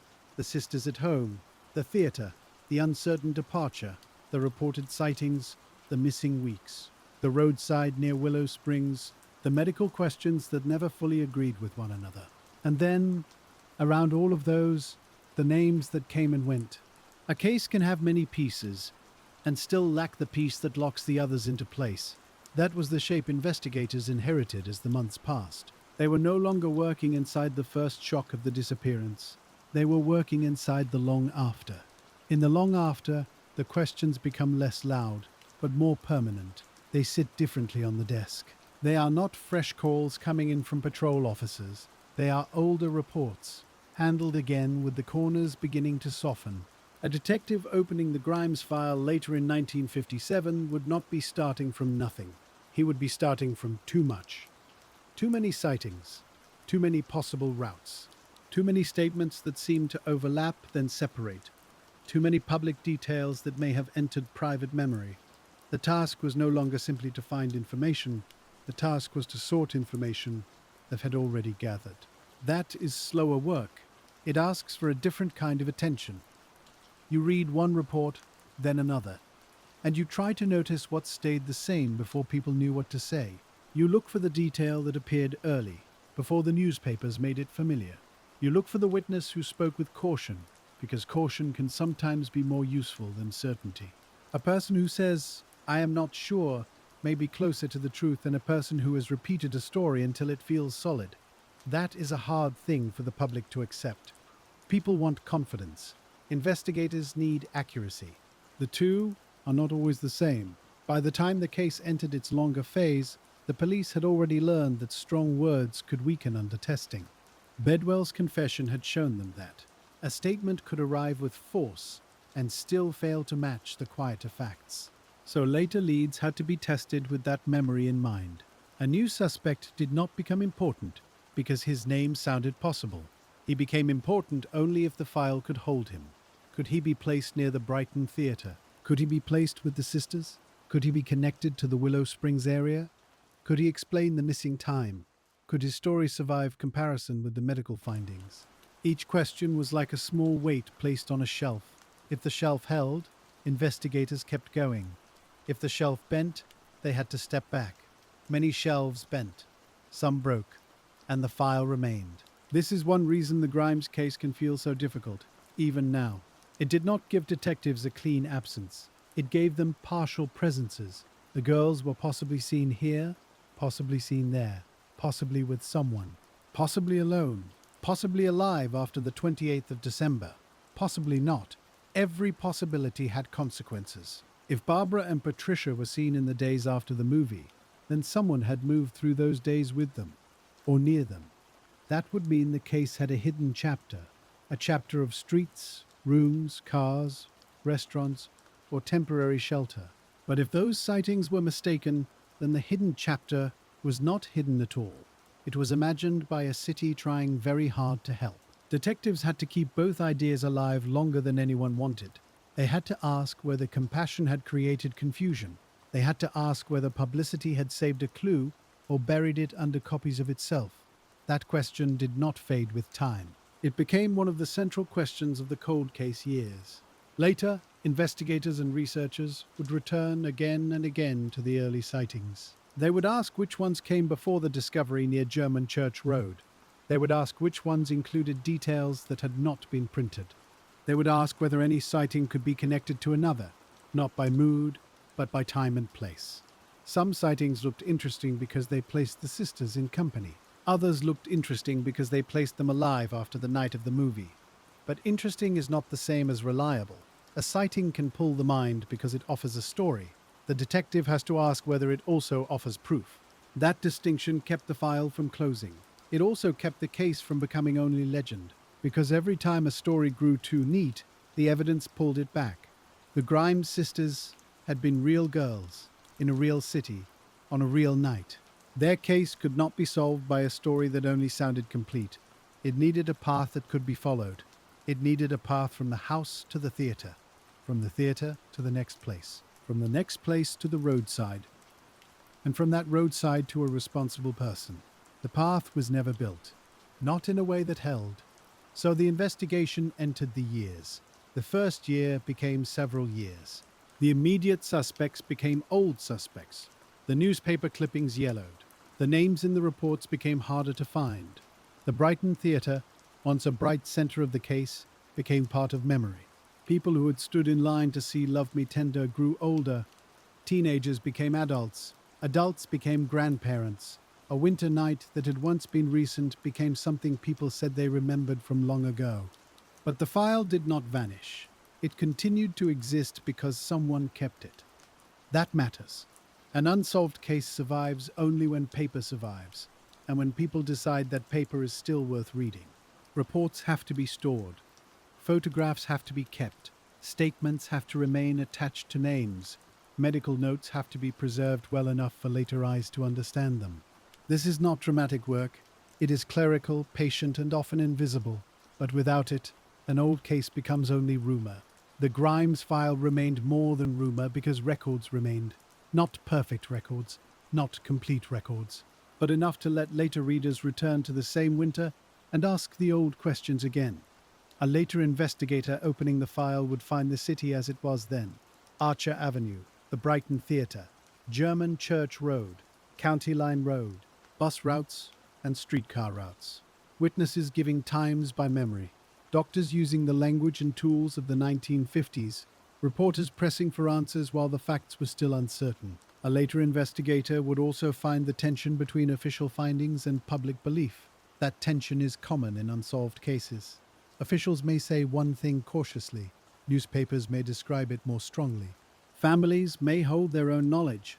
The public may choose the version that feels most complete. Over time, these versions can begin to compete.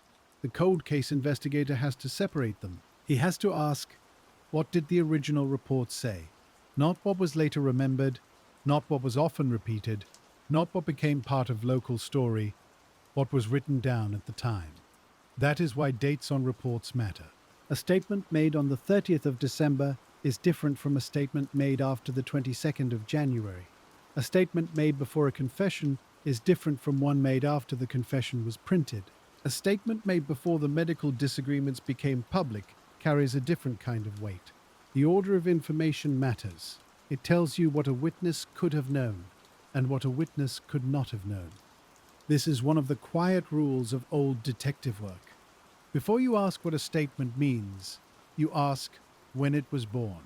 If it was born early, it may have escaped some later contamination. If it was born late, it may still be true, but it must be handled more gently. In the Grimes case, this rule applied everywhere. It applied to sightings. It applied to suspect descriptions. It applied to reports of cars. It applied to claims about conversations. It applied even to the way people remembered Barbara and Patricia themselves. The more famous the case became, the more difficult it was to know which memories were untouched.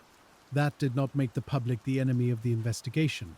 It only made the public part of the evidence problem. The city had tried to help. The city had watched. The city had called. But the city had also absorbed the story and then given parts of it back. Sometimes those parts were useful. Sometimes they were echoes. Years later, the echoes could sound almost like facts. A patient reader has to listen for the difference. You might imagine sitting with the file long after the first detectives have retired. The room is quieter now. The urgency has changed. There is no ringing phone from a fresh sighting outside the theater. There is only the paper. You turn a page and find a witness who thought she saw two girls in a restaurant. You turn another and find a bus route.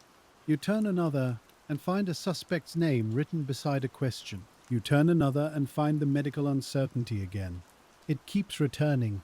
The medical uncertainty sits underneath almost every theory. If the sisters died close to the time they were found, then some sightings gain possible value. If they died soon after leaving the theater, then those sightings become much less likely. If the roadside location had held them for a long time, that changes the meaning of the weather. If they were brought there later, that changes the meaning of the roads. This is why detectives could not simply choose a favorite sighting and build outward. The physical timeline had to allow it, but the physical timeline itself did not settle. It is a difficult loop. Witnesses need the medical findings to tell them whether their memories are possible. Medical findings need the witness timeline to help interpret the missing weeks. When both are uncertain, the case remains suspended between them. That suspension became part of the Grimes case for decades. There were investigators who believed certain sightings deserved more credit. There were others who believed the sightings had been overvalued from the beginning. There were those who saw the discovery location as the most important clue. There were those who saw the theater exit as the place where the truth had slipped away. Each position had reasons. Each position had weaknesses. A careful cold case review does not begin by mocking old investigators. It begins by asking what they knew, when they knew it, and what choices were reasonable at the time. The detectives in 1956 and 1957 did not have the luxury of hindsight. They did not know which lead would fade. They did not know which confession would fail. They did not know which witness would later seem important. They had to act in sequence. First the missing report, then the theater, then the city-wide search, then the discovery, then the medical questions, then the suspects, then the fading leads. Looking back, we see the whole field at once. They saw only the next step. That is an important kindness to remember. Old cases are often judged by people who know the ending, or at least know that there was no ending. But investigators working in the moment do not know that. They work as if the next call might be the one that matters. They work as if the next witness might be the one who saw clearly. They work as if the next suspect might explain the road between Archer Avenue and Willow Springs. And when that does not happen, they still have to return the next day. That returning is the heart of patient investigation. It is not glamorous. It is not quick. It is a person deciding that an unanswered file still deserves attention. Over the years, the Grimes case stayed alive in several ways. It stayed alive through family memory. It stayed alive through newspaper anniversaries. It stayed alive through retired officers and local historians who remembered how large the case had felt. It stayed alive because Chicago does not easily forget certain winters. The winter of 1956 became attached to the sisters. People who were young then could still recall seeing their photographs in the paper. They could remember parents talking more carefully about movie outings. They could remember the way a familiar neighborhood suddenly felt less certain. That kind of community memory is not evidence by itself, but it keeps evidence from being thrown away. When a case matters to a city, someone is more likely to preserve the articles. Someone is more likely to save the clippings. Someone is more likely to ask, years later, whether the file was ever solved. The answer, in this case, remained no. And because the answer remained no, the questions kept returning. What time did Barbara and Patricia leave the Brighton? Did they leave after one showing or stay for another? Did anyone meet them near the theatre? Did they get into a car? Were they seen in the days that followed?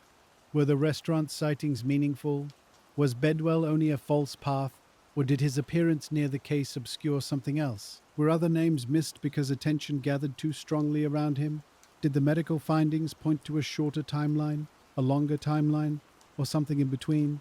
Did the roadside location reflect the choice of someone familiar with the area? Or was it simply a place reached by chance? Each question leads to another. That is why the case feels less like a single locked door and more like a hallway of half-open rooms. You look into one room and it contains the theatre. You look into another and it contains a bus. Another contains a diner. Another contains a confession. Another contains a winter road. None of the rooms is empty. None contains the whole answer. Cold casework often means visiting those rooms again without expecting them to change. But sometimes the reader changes. A later investigator may notice something the first investigator did not because he is smarter, but because time has rearranged the noise.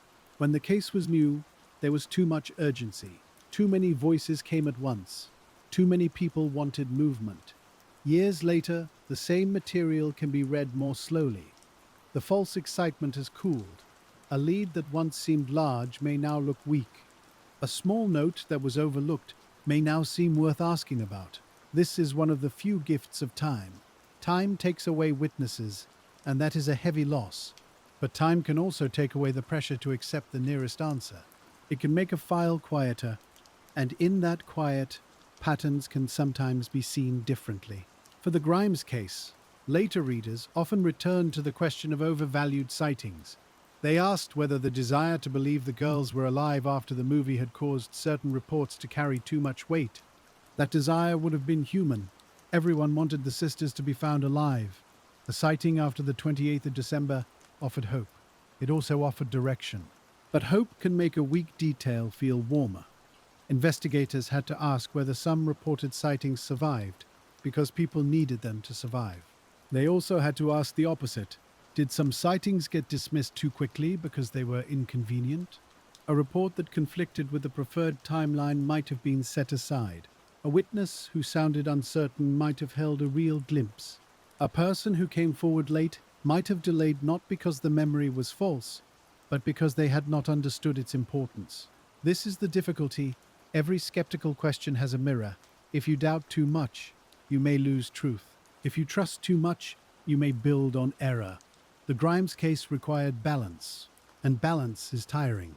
That is why the same questions remained. They were not ignored. They were simply resistant. Later, investigators also reconsidered the geography. The Brighton Theatre sat in a known neighborhood, close to the girls' ordinary life. The Willow Springs area was a different environment. Someone had to connect those two spaces. A person with a car could do it. A person familiar with roads beyond the city could do it more easily. A person choosing a quieter roadside might have known the area. But that is inference. It is not proof. Many drivers could have reached German Church Road. Many people knew rural edges outside Chicago. The road alone could not name anyone. Still, geography can shape a suspect list. Investigators could ask who had access to a vehicle, who had reason to travel southwest, who knew both the city neighborhoods and the rural roads, who was unaccounted for during the relevant window, who had been mentioned by witnesses near the theater or in later sightings. Those questions were useful. They were also broad. In a large city, broad questions create many names, and many names require time. A cold case unit, if it had existed then in the modern sense, would begin by building tables, names, dates, locations, witnesses, source strength, contradictions, known public information at the time of statement, vehicle access, connection to victims, connection to discovery area. But in the 1950s, this was done by hand, by memory, by file cards, by typed reports, by detectives who knew the case because they had lived inside it. That kind of knowledge is powerful, but it is fragile. When a detective retires, some knowledge leaves with him. If he has written it down clearly, the file keeps it. If he has not, the file becomes thinner. This is another quiet danger in old cases. Not all evidence is physical. Some evidence is the structure of what investigators understood, why one witness was trusted, why another was not, why one suspect was checked and released, why one lead was marked important. If those reasons are not written, later readers must reconstruct them. They may misunderstand. They may repeat old work. They may think a lead was ignored when it was actually exhausted, or they may think a lead was exhausted when it was only glanced at. The Grimes case, like many old cases, asks later readers to be modest. The file is not the whole investigation. It is what remains of the investigation. Some conversations were never captured fully. Some impressions stayed in notebooks that may not survive. Some decisions were made in rooms where only the official conclusion was written down. That does not mean the case was mishandled. It means only that the distance between the work and the surviving paper can be wider than we want. A later reader has to walk that distance carefully. You cannot assume every silence means neglect. You also cannot assume every silence hides an answer. By the time the Grimes sisters' case had settled into Chicago memory, its central problem had become painfully clear. Detectives were not missing only one clue. They were missing the connection between several clues that never quite touched. They had the night at the Brighton Theatre. They had the uncertain exit into the winter street. They had reports of possible sightings, some close to home, some farther away. They had the discovery near German Church Road and County Line Road. They had medical findings that raised questions but did not close them. They had suspects, statements, rumors, and confessions that could not hold the full weight of the case. That is why the title of the file, in a quiet sense, is not simply who did it. It is how did the pieces fail to meet. If you sit with the case long enough, you begin to feel that shape. Not emptiness, not exactly confusion, more like a map with several roads ending before the bridge. One road begins with the theatre. Barbara and Patricia enter a familiar public place on a holiday week night to watch a movie they loved. That part of the road is solid enough. It has names, place, purpose, and date. But when the movie ends, or when the girls choose to leave, the road becomes less clear. Did they leave after the showing their mother expected? Did they remain for another showing of Love Me Tender? Did they speak to someone in the lobby? Did they step outside alone, or with someone nearby? Did they walk toward home, or toward a bus stop, or toward a waiting car? These questions sound simple, but simple questions can become unsolvable if the answers were not captured in time. Another road begins with the sightings. People said they saw the sisters after the night of the 28th of December. Some of those reports seemed specific. Some seemed hopeful. Some were contradicted by time, distance, or later facts. Some may have contained truth, even if the larger memory around them had become blurred. The difficulty was that each sighting needed support from outside itself. A restaurant sighting needed a date, a second witness, a detail not already public, or a reason to trust the identification. A bus sighting needed a route, a time, and a way to explain where the girls were going. A claim that they were with someone needed a name that could be checked, not only a shape in memory. Without those anchors, the sightings remained possible, but not firm. A third road begins at Willow Springs. German Church Road and County Line Road gave detectives a fixed place, but not a fixed story. Someone had to know that place or reach it. Someone had to move from the city toward that quieter edge. Someone had to leave the sisters there, or the sisters had to arrive there through a chain of events that no witness could fully describe.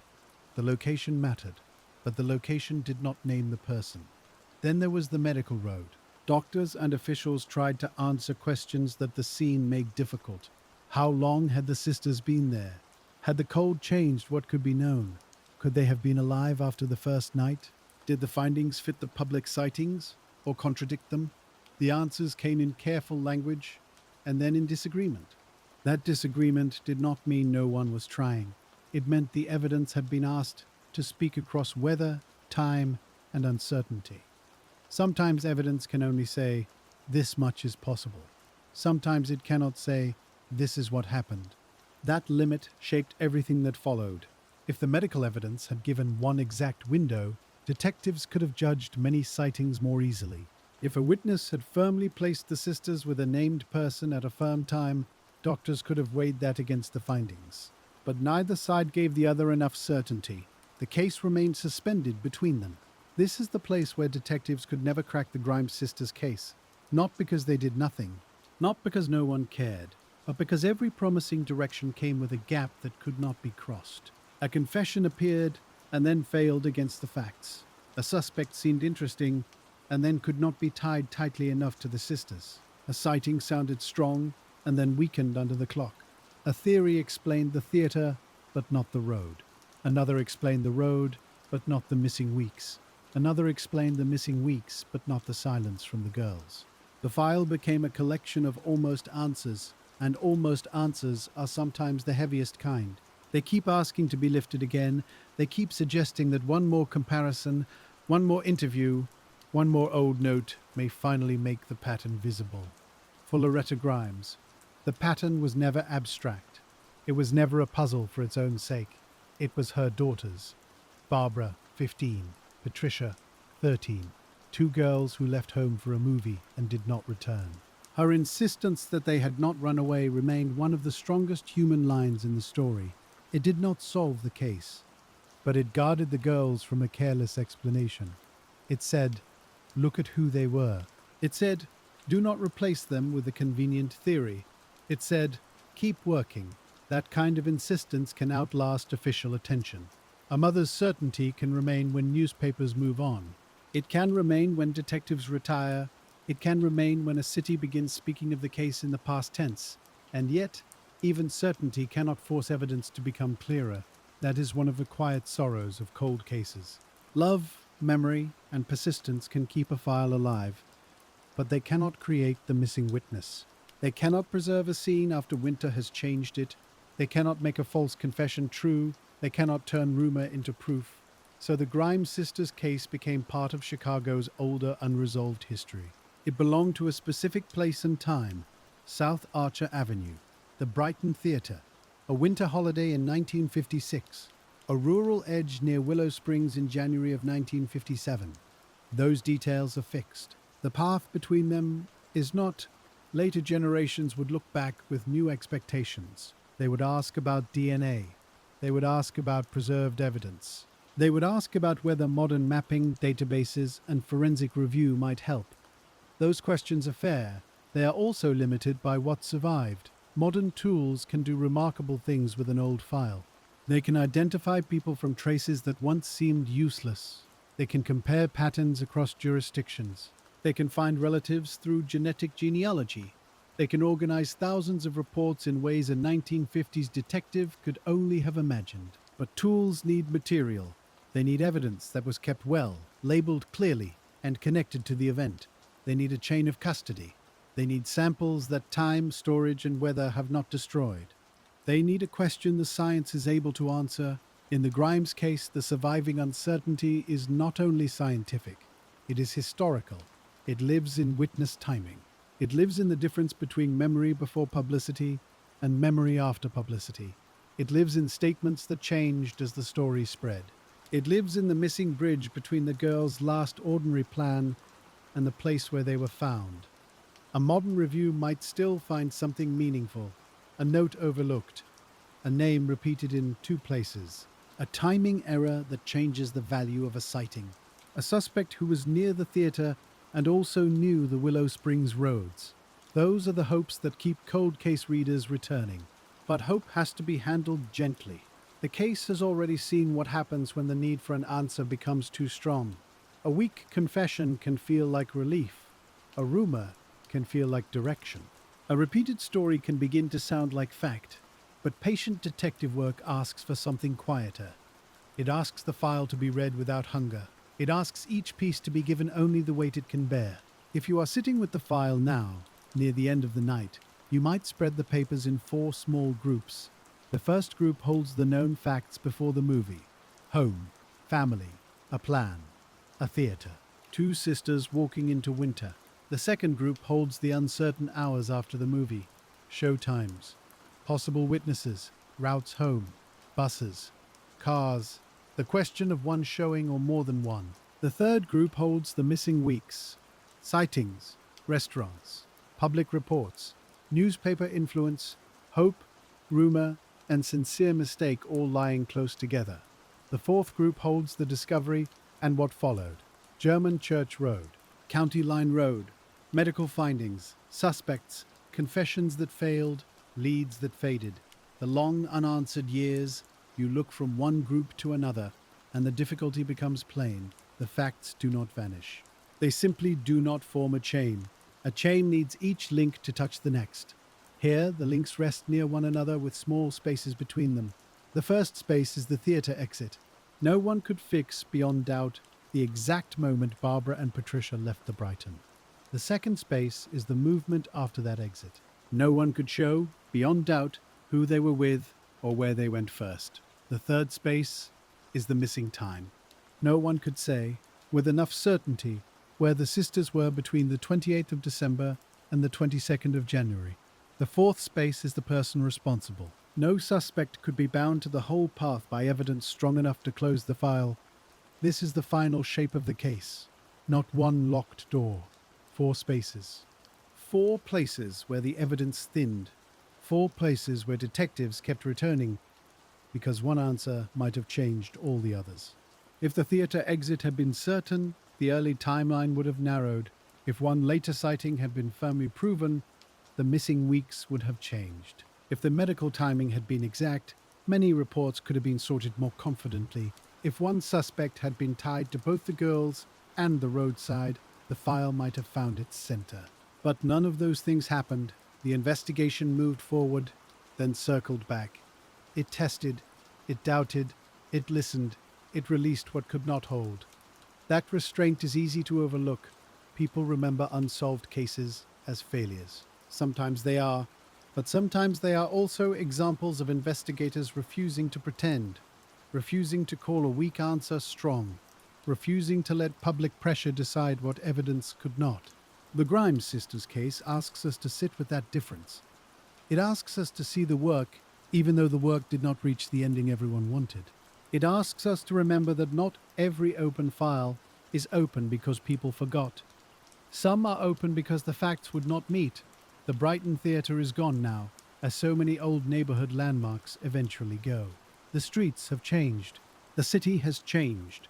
The people who first searched, first called, first wrote reports, and first waited by the phone have mostly passed into history, but the case remains recognizable.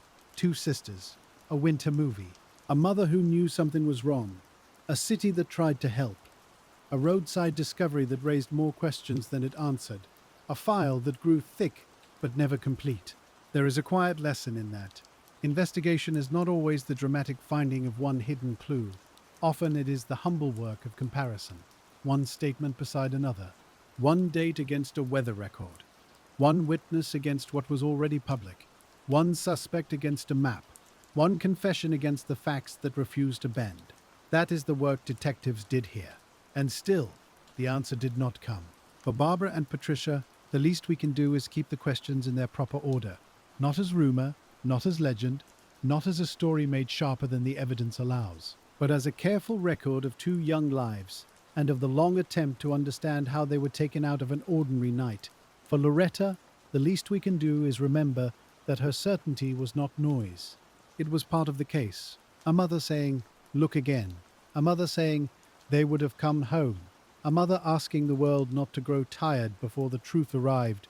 And for the detectives, the least we can do is recognize the patience of the unanswered file. The calls made, the routes checked, the witnesses revisited, the names tested, the confession rejected when it could not stand. The long return to the same winter facts. The file is still there in memory, even when the paper itself sits out of sight. Archer Avenue, the Brighton German Church Road, County Line Road. December 28th, 1956. January 22nd, 1957. Between those dates, the mystery remains. Not empty, not forgotten, just unresolved. And now the room grows quieter. The papers can be gathered. The map can be folded along its old creases. The last note can stay where it is, beside the question no one could answer. Barbara and Patricia went to see a movie on a winter night in Chicago.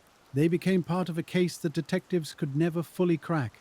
And somewhere between the theater lights and that quiet road near Willow Springs, the missing truth is still waiting.